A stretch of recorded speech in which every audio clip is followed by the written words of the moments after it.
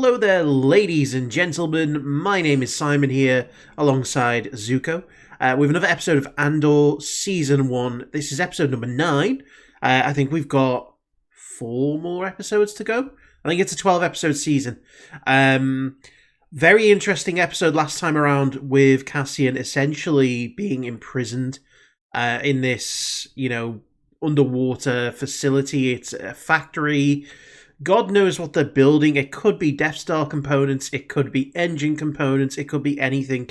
But it's clear, I think, it's going towards the Empire's navy at that point. There's other stuff that's going on. Obviously, Mon Mothma is now starting to reach out more and more. Spreading kind of her influence and starting to ramp up, the kind of rebellious side of things. Trying to gain more support. Trying to gain more funding, I think, is the most important thing at the moment. Meanwhile, Luthen has, made contact with Saw. It was great to see Saw, and really showed the difficulty that people have because of how stubborn he is. Essentially, if you are not someone who has followed his exact path, he's not really interested in working with you. He might do business with you, he might buy weapons from you, but he will not help you unless, you are someone who has essentially, started from scratch with the rebellion. If you're a separatist, If you are a Republic supporter, there's so many different things that he hates that makes it so that he can't ally himself with certain people. It really does show that, he's a difficult person to work with. I'm really enjoying the show. Again, I don't think that's something that you can have missed over the last few weeks if you've been watching my reactions. And it's a really nice surprise. It's a show that is a very different take on a typical Star Wars show. And it's not going to be everyone's cup of tea, but, it's hitting the spot for me. And long may it continue. I know there's only going to be another one season because we have to eventually get to the events of Rogue One, where we all know, unfortunately, Cassian meets his end. But, I'm enjoying the ride while it lasts. And, it's weird because we're coming towards the end of all of the shows that, we've really been, blessed to have. House of the Dragon, Rings of Power, Lower Decks, and now this is kind of coming towards the end of its run. So we're going to have a bit of a dry spell, up until the new year when Bad Batch comes out. I know Tales of the Jedi came out last week. I did react to them, having some issues with copyright, so, whether that goes up or not, I'll have to wait and see. But anyway, we're going to jump in, so let's watch the next episode of Andor. Failing that, we have Dr. Gorst. Ooh. A unique interview system some of us are very excited It's about. going to be Dr. Ball. No, we brought in Salmon Park last night. We learned everything we needed to know, and quite frankly, it really seems worth the price he's paid. She's trying to instill fear, but I don't think it's going to work with Bix. Where he met a woman who suggested that if he was serious, you're in my net, Bix. I love that. Are you a fish or are you a thief? A little lean in. Seems a shame to end up on the carving board if your motivation here is just money. You're ISP, aren't you? Worst of the worst. Worst of the worst. You're going to tell me absolutely That says a everything lot. you know about the very worst thing you can do right now is bore me. Oh, Jesus Christ. She is You're not going to believe me anyway. quite the interrogator. We've had some early trials that were a bit chaotic. Jesus, he's so... He's like the perfect looking Nazi Dr. Mengele. Just like... There's an outer rim moon called Dizon Frey. He's so gloriously happy that he gets to experiment on Extremely people. hostile to the concept of in a cruel space beneath the ship's bridge. We've taken the recordings and So they're deaf. modified them slightly, layering, Yell adjusting. has a really And bad we found a section mental we effect. believe of primarily children, which has its own particular effect. Wow. So you hear, listen to children dying, is what he's saying here. Let me know when you're willing to cooperate. I thought they were just going to bring out Dr. If you're having Ball. difficulty speaking, just you know. shake your head from side to side. Jabba with some chemicals.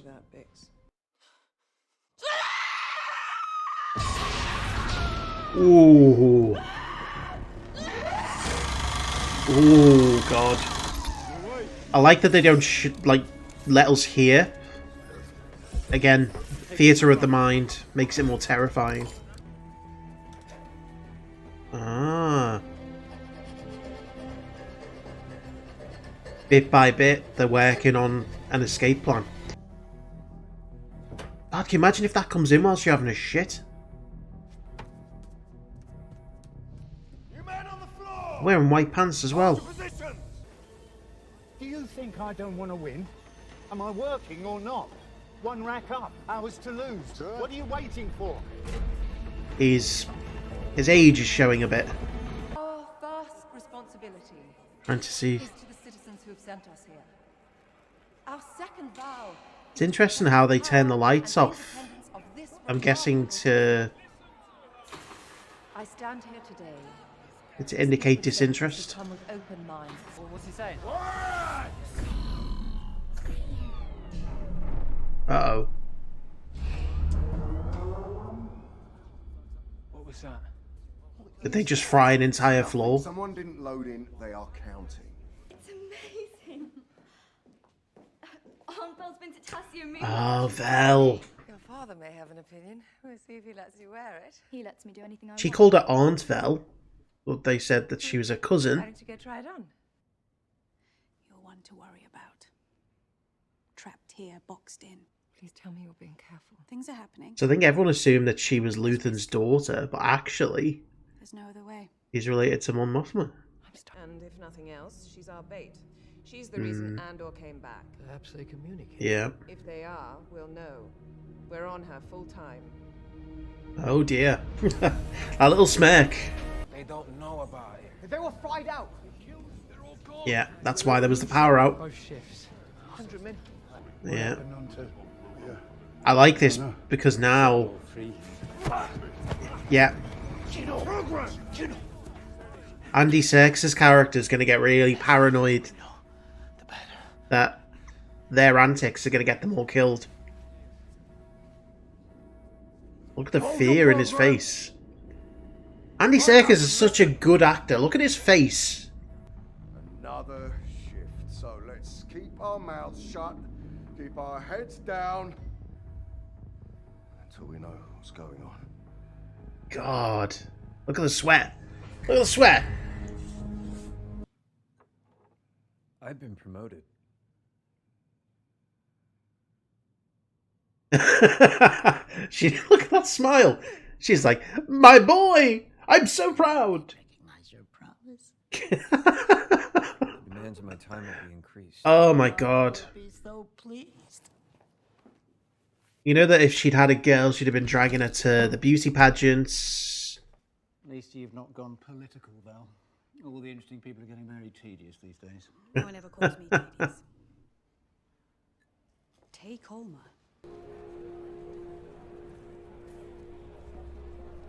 I think that's the first time I've seen it rain on Coruscant, or at least Zero Karn.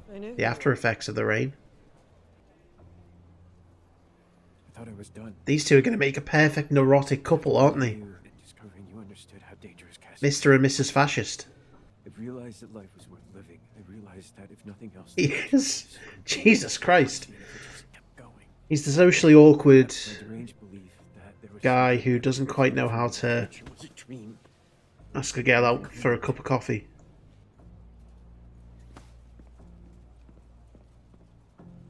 I think on the surface, it looks like he's overextended his hand.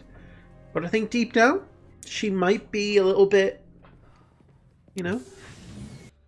He is not a banker. He's a thug.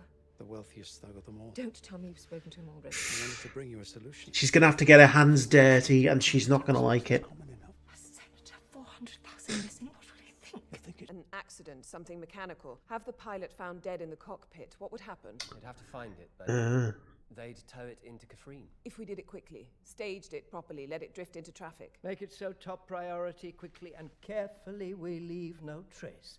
Excellent work. I want a meeting with military intelligence immediately about... They're so slick.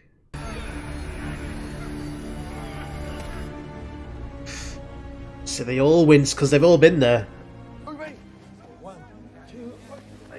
I love how you can see Andy Serkis' character become more and more concerned. Hang in there, Ralph. You've only got a few shifts left. Oh. You're going home. He does care about him, though. I can't help anyone. I need a bag and a trolley. It's coming. He's there just to see if they are dead. He'll pass peacefully, which is more than I can say for the rest of us. Another week like this, and you'll be begging for what he's getting. He's probably seen a lot of Floor 2. He's passed. Rest in peace, Olaf. They made a mistake. A man who was just released on 4 ended up back on 2 the next day. Word got out on the floor, and then they killed them all. You need those other men there. Oh, shit. They don't release them, they put them onto different floors. You heard me. No one's getting out. They just rearrange them. Not now. Let's go. There is no leaving. Never more than 12. Yeah! Love it. God damn, this show just keeps impressing, over and over. I'm not one to hype a show up, overly. I don't like the idea that, you give endless praise to a show, because it can sometimes come across that, you've lost a bit of subjectivity. But this show, my word, week after week, it keeps delivering on different aspects and just keeps making me want more and more. Zuko now knows the episode is over and he's come to say hello. It was very nice of you not to disturb us whilst we were watching the episode. Thank you, buddy. But my God, this episode, if nothing else, was a masterclass in acting by Andy Serkis. His performance in this episode shows you what a real actor can do. The idea that he can display so many emotions at once, where there's the initial kind of rumours going around where they're all coming onto shift and the night shift are telling them, oh, did they not hear about Floor 2? You can see Andy Serkis has a sheer amount of panic on his face at the same time as trying to convince himself as well as the rest of his men, to keep calm, stick to, obviously the rules. And you can just see the fear just oozing off of him. And then at the very end, you see that fear turn into anger as they realise, that no one's getting out. All they've been doing, or all that they're doing now, I guess, since, the new directive is rotating people to new floors. Which, I'm guessing they clearly don't want people to realise, because if they do, and everyone knows that they're not going to get out after the end of their sentence, they know that it's going to cause uproar, it's going to cause rebellion, exactly as you saw Andy Serkis here. Andy Serkis went from being, I've only got X amount of shifts, I just want to get through it, I'm not going to cooperate, to the very end being like, I will tell you everything and we will enact a plan. And that's what I like here, is that, there's already clearly a plan in place. There's already clearly people who want to escape. And this episode did that a lot. It did a lot of, theatre of the mind. It was a case of, we don't need to be shown everything. We just need to be given hints as to where things are. And one of those things was, the idea that there is already people planning to escape or to fight back. The panel in the toilet on the floor, they're doing something, they're trying to, either cut something or break something or get access to something. And it reminds me of Star Trek Deep Space Nine, when Worf and Garrick get captured, how they use some of the systems inside the walls of their barracks to send out a message. This reminds me a lot of that. Obviously, it might not be the same thing, but they're trying to do something very discreetly and very slowly that will aid their escape. And, they're learning the patterns of security guards. It's a very kind of intellectual show. I really like that this show doesn't kind of handhold you. It really does kind of have an expectation that you're able to follow along the little hints and clues as time goes on. And, the barbaric nature of the Empire was also on display here, not just because of, like, them frying an entire room of, workers, but also the idea that their interrogation techniques, which again we don't even hinted at in the past. In A New Hope, you see Dr. Ball come in with a syringe, and you're under the assumption that they are going to use some kind of a chemical to torture Princess Leia into giving out information. And they talk about mind resistance. She's been trained to resist drugs and whatever. So you assume that the same thing is going to happen here, but it's so much worse. Not only do they torture Bix, they tell us directly that the torture is a result of a previous act of genocide. They killed this species, and this species' death scream causes psychosis. And not only is it a species that you have to listen to dying, it's the children of the species dying. So there's two elements to that psychological torture. There is the element of knowing that you're listening to children dying, and also whatever effect that has, from the scream. And the thing that I really liked is that they didn't let us hear what it was. Because again, and this is where the likes of Jaws and Alien did so well. It was theatre of the mind. You don't show the big monster that much. You let people imagine, what's going on. And that's what happened here. You imagine what that sounds like. You imagine how horrendous it must be, because to everyone, it's a different sound. And it's far more effective than having like a high-pitched shriek or something. And that's what I mean by, kind of it being a bit more intelligent. It's not holding your hand. It's trusting you to make those assumptions that, you can put the dots together. And everything about the Empire side of it here is all about that. It's all about, kind of the clever moves, the kind of the barbarity of, just the fascist regime. And we're starting to see it more and more as time goes on. And as they kind of uncover more and more of the rebellion, that they're really stepping up, their levels of ferocity.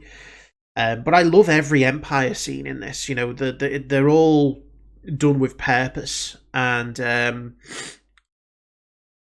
I just can't help but think that Cyril, clearly is enamored with is it Deirdre? I can't remember the name of the ISB supervisor at the moment.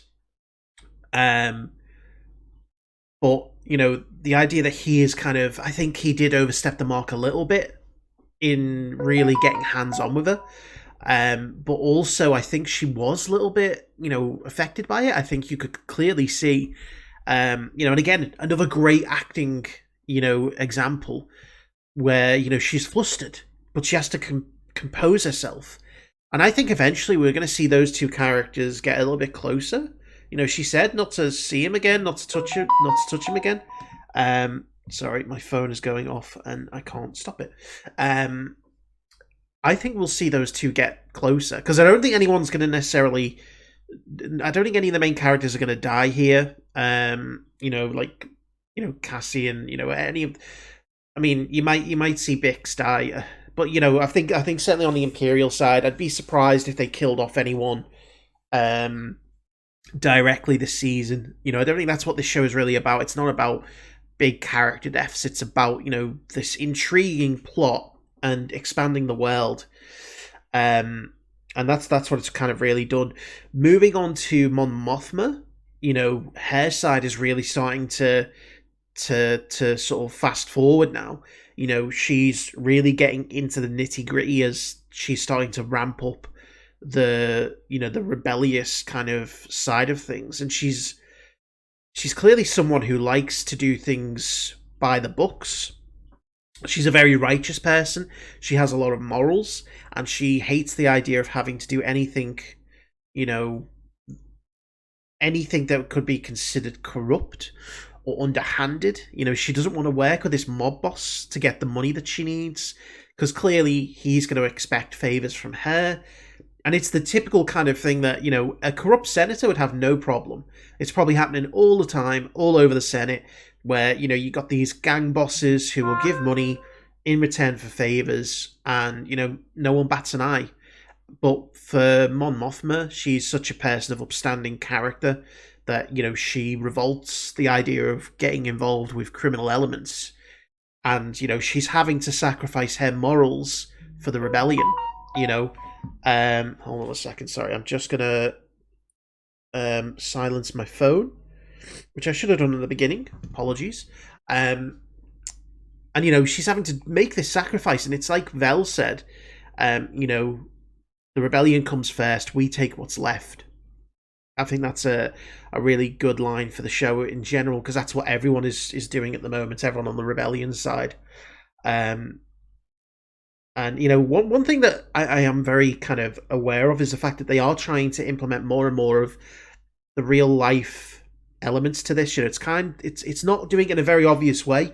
It's very subtly kind of trying to mirror how easy it is for a society to fall into a fascist system. And one line in particular, you know, kind of came to me that just made me think of real life and things that are happening at the moment. And it was Mon Mothma's husband when they're at the dinner table, and he sits there and says, "I'm glad you've not gone political. Everyone's gone political these days." You know, it's something along those lines.